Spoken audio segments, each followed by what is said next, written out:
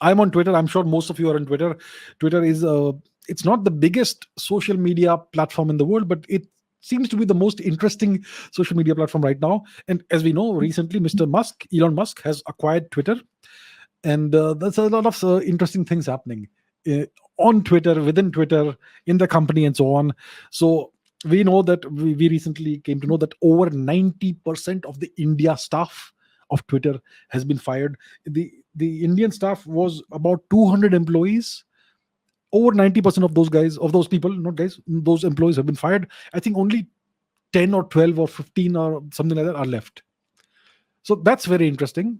And as we know, Twitter India was extremely biased in its treatment of various people on the platform. It was extremely politically oriented in a certain direction. It was very rough and very biased against, essentially against the what in India they call the right wing, the so-called right wing.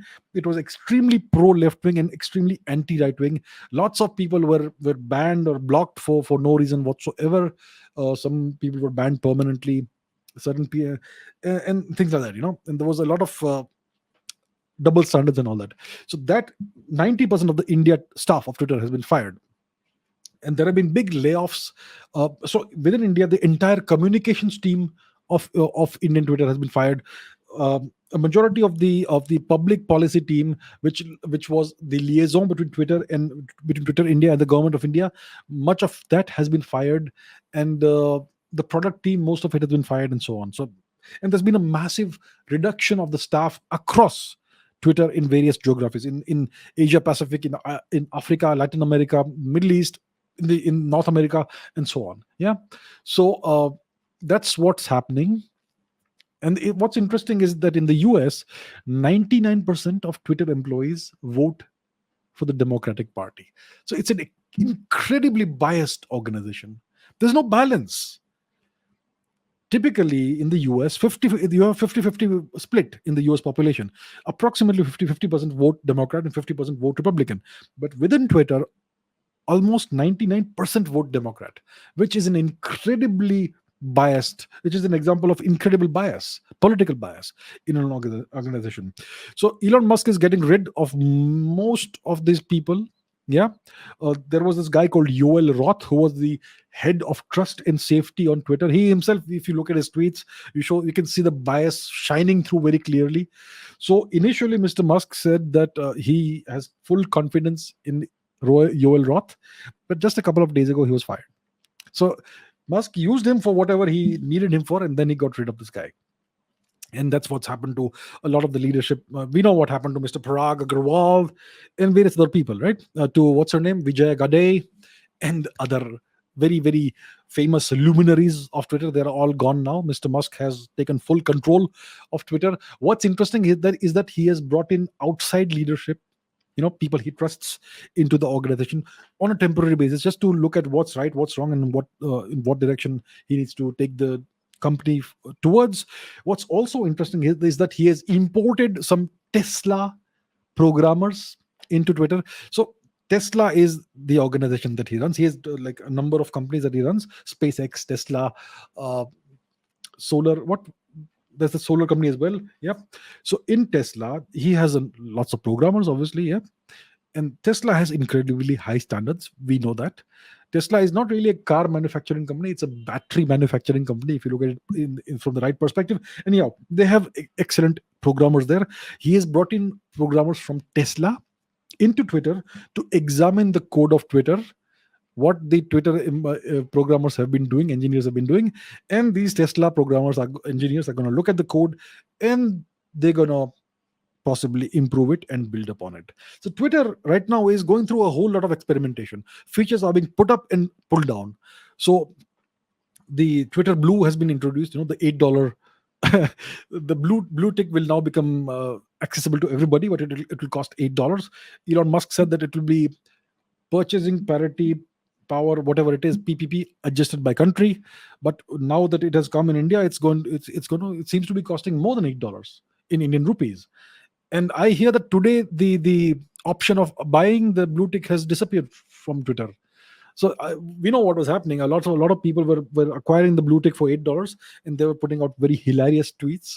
Yeah, just to make fun of how things are. They were impersonating various organizations and companies and putting out hilarious tweets. So right now they are seem to be cracking down on it. On that, it was good fun while it lasted. So right now the blue tick is not available. Maybe not for the next few days, until they can figure out a way of ensuring this sort of impersonation and all that doesn't happen. So that's one thing. But Twitter is experimenting with a whole lot of features in doing all that right now. Um, Another thing that Elon Musk spoke about, let me put the tweet on the screen. He said that, one second, let me put that. It's an interesting exchange that he had on Twitter. So, Elon Musk is going to make Twitter a good place for content creators, and they're going to be able to monetize their content. So somebody said that if Twitter could handle the full length feature videos I can produce and so on. So right now, Twitter can do 42-minute chunks of 1080p resolution for the new blue, and though that 42-minute limit will be fixed by next month.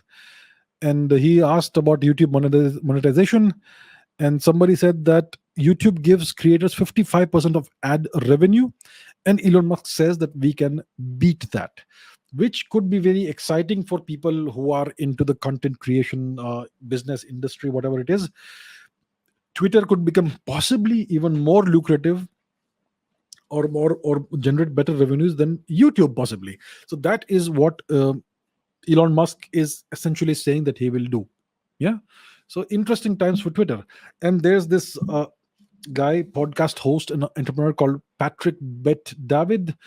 He has this YouTube channel called Valuetainment, a very, very interesting channel, worth watching. So Patrick Bet David recently said that Twitter could potentially, in the next 2 to 5 years, become $1 trillion company. If Elon Musk knows how to fix companies, he knows how to make money, and he is not in this for just fun and games. Yeah, he acts like a big child very often, I think on a daily basis, Elon Musk. If you look at his tweets, it's quite funny, but he is deadly serious when it comes to making money. And if he does the right things with Twitter, and he will have lots of innovative ideas and all that, then you could see Twitter in the next few years become $1 trillion company possibly. So that's what Patrick Bet David said, and let's see if that turns out to be true. So I think that overall Twitter will become a better place. Lots of people are upset. Lots of people especially those who already have blue ticks, they are upset about having to pay for the blue tick, and they're more upset about the fact that everybody can get a blue tick now if they pay $8. The other interesting and important thing is this: when you are using a service and that service is free, then you are the product. They are monetizing you. They are monetizing your data. When a service is free, it means the service is not the product, you are the product. But when you are paying for a service, you are no longer the product. At least you should not be. So yeah, it's interesting to see the direction that Twitter is going in. They're going to crack down on bots. They're going to crack down on inactive accounts. They may crack down at some point on anonymous accounts, and eventually maybe everybody will have blue ticks, and maybe everybody maybe everybody will be a paying customer. So Twitter is going to be monetized fully, and it's going to also give back and introduce lots of new features and all that. And I think the blatant political bias that we had, and extremely high-handed policies that they had, that is now going to disappear, or at least it's going to be reduced in intensity, which could be good news for the people in India who use Twitter, because we know what kind of policies Twitter has had for the past few years. They even forced Indian MPs, sitting MPs, to delete tweets. They locked the accounts. I think this happened to, if I'm not mistaken, Paresh Rawal once. I think he's an MP, right? And it's happened to other MPs as well. Members of parliament who are currently in office, their accounts were locked, and they were made to delete tweets, and their accounts were not unlocked until they deleted tweets. So this sort of thing, this sort of behavior was quite rampant during the pre Elon Musk days. So hopefully things will be better as we go forward.